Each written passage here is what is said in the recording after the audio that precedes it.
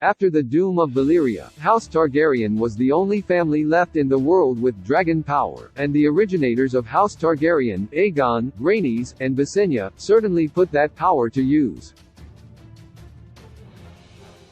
The original Targaryens invaded the Seven Kingdoms and forced them to become one under their rule, and after a turbulent few centuries, the Mad King Aerys was deposed. However, Daenerys Targaryen and her dragons sought to conquer Westeros again, and she almost succeeded. But what bad choices led to the Targaryens losing the Iron Throne for good? Updated August 20, 2022 by Hilary Elizabeth, House of the Dragon is set to cast the history of House Targaryen in an entirely new light in the eyes of many fans. While Daenerys Targaryen was the last and ultimately failed scion of the entire Targaryen legacy, the beginning of the end of the Targaryen reign largely began with Viserys, Rhaenyra, and Alicent Hightower. Because their actions had such enormous consequences for the Targaryen dynasty, this article has been updated to reflect the broader flaws of the entire Targaryen family and the centuries' worth of mistakes that led to their total familial collapse. Daenerys' misunderstanding of Westeros. Daenerys really liked to blame her advisors for the missteps that she made when she was invading Westeros, but to be honest, her lack of interest and understanding of the country that she wanted to conquer crippled her.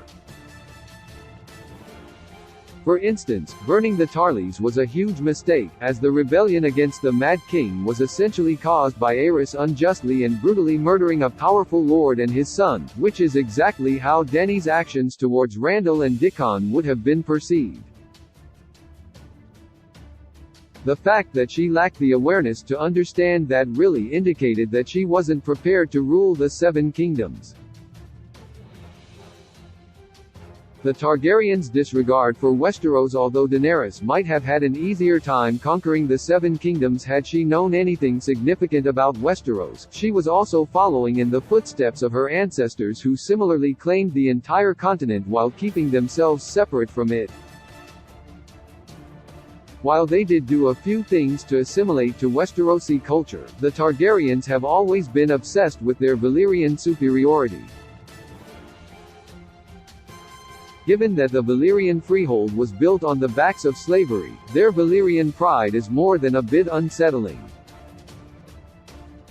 However, the biggest problem in the long term is that they didn't integrate themselves into the culture of the land they wanted to rule, and many Targaryens acted as if the people of Westeros were beneath them.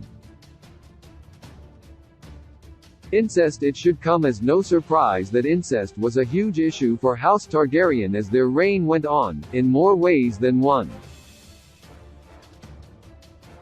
Although in Valyria it wasn't wildly uncommon, it was considered an abomination in the eyes of the Westerosi, and the fact that so many Targaryens went mad didn't make the people of Westeros any more confident in them or their gene pool. The lack of genetic diversity also seems to have made it harder for them to reproduce and continue their line. Consolidation of power for generations. Even putting aside the moral and biological issues with Targaryen incest, what actually significantly contributed to their eventual downfall is that they didn't want anyone to have power besides them. They were reluctant to allow other houses to marry into House Targaryen, which allowed other houses like the Starks, Tullys, and Arryns to create large alliances that could actually defeat the Targaryens. And Daenerys and her desire for absolute power seemed to repeat this mistake. The Dance of the Dragons. The Dance of the Dragons will undoubtedly be the major focal point of House of the Dragon, at least for the first few seasons. And, without careening too far into spoiler territory, this internal conflict between different factions of House Targaryen was a catastrophic event for the entire Targaryen dynasty. The ultimate battle for power between the teams colloquially known as the Greens and the Blacks was arguably the biggest crisis in a long line of crises for the Targaryen reign, and although the Mad King was the final death blow for House Targaryen, the dance was the beginning of the end. constant infighting while the Dance of the Dragons was one of the most significant conflicts within House Targaryen, it was far from the only one.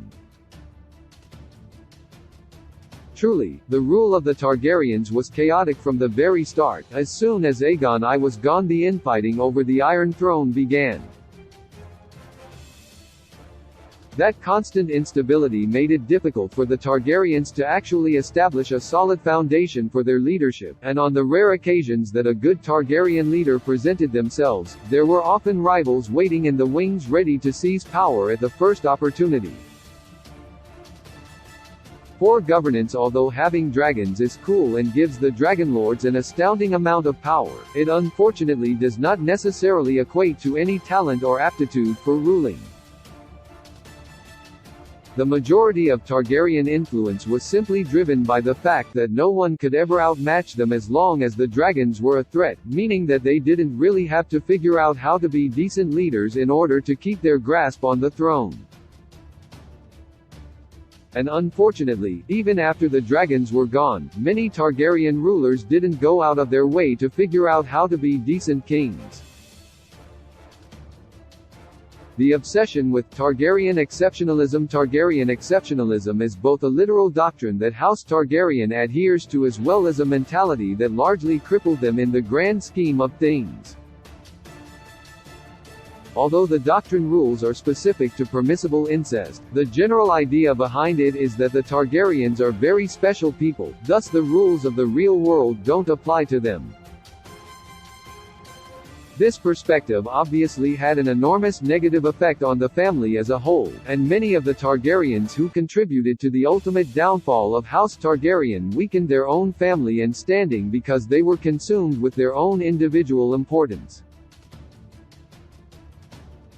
Viserys' belief in Targaryen superiority. The last thing that anyone would ever call Viserys Targaryen is exceptional. However, the Targaryens have been obsessed with their own specialness for generations, and honestly, Viserys' intense sense of entitlement was the beginning of the final end for House Targaryen. When the story of Game of Thrones begins, Viserys is way too entitled for his own good. His belief that he was the most important person in the world is what ultimately led to his own death, and the effects of his exaltation of House Targaryen likely had greater consequences beyond that as well. Daenerys accepting Viserys' belief about Targaryen superiority. To be fair, Daenerys obviously is an extraordinary person. However, she was very driven by her idealized concept of the Targaryen legacy, and it likely led to her downfall. As the new series House of the Dragon is likely going to explore in depth, although the Targaryens were very powerful, their judgment was often terrible and their power was almost entirely unearned. They certainly knew how to live up to their house motto of fire and blood, but their strength came entirely from their control over dragons, and they conquered Westeros purely because they could. Dany's belief that she was the chosen one destined to rule the world simply because she was capable of conquering it was a troubling aspect of her mentality. The Mad King's belief in his absolute power. Ironically, one of the fatal flaws within Daenerys is one that existed within her father as well, and that is the fundamental misunderstanding of what a king or queen is. Aerys was such a problem for House Targaryen because he believed that the rules didn't apply to him, that he essentially was the rules, and that he could do whatever he wanted or deemed just. But when he broke faith with House Stark and killed Rickard and Brandon, it led to the rebellion that overthrew House Targaryen. Rhaegar's absence. According to those who knew him, Rhaegar had the potential to be a wonderful king. While that's a little hard to believe given how reckless he was, it's obvious that if he wasn't busy creating Jon Snow with Lyanna Stark, he could have possibly done something to stop his father or end Robert's rebellion quickly. But he was out of the game and too consumed with his own desires until it was far too late, and his entire family paid the price for that. Rhaegar's unwillingness to act against his father Aerys may have been the rightful king, but many people around him knew that he was a huge problem long before the rebellion began, and no one was more keenly aware of that than Rhaegar. Not to mention, Rhaegar was arguably one of the only people in the world who was in a position to do anything about it. If he had actually intervened and done something to depose his father or even mitigate the damage that Aerys was doing, things may have gone much better for the entire Targaryen family. But he waited too long and other powerful people in Westeros felt forced to act. Daenerys' genocide in King's Landing. Realistically speaking, as soon as Daenerys burned down King's Landing, her downfall and the downfall of House Targaryen forever was nearly inevitable. As Jon Snow ultimately demonstrated, it only takes one person to end Daenerys for good, and after that massacre, she gave thousands if not millions of people all the motive in the world to ensure she could never act on those violent impulses again. She might have won the battle in King's Landing, but she lost the war. Creating the Iron Throne in the first place. Although the Targaryens originally used their massive dragon power to essentially threaten the Seven Kingdoms into submission, the reality of the situation is that they invaded a foreign land of separate countries and forced them all to become one beneath their rule. The dragons were the only real power they had, so once that power was gone, it was only a matter of time before they lost what they had conquered.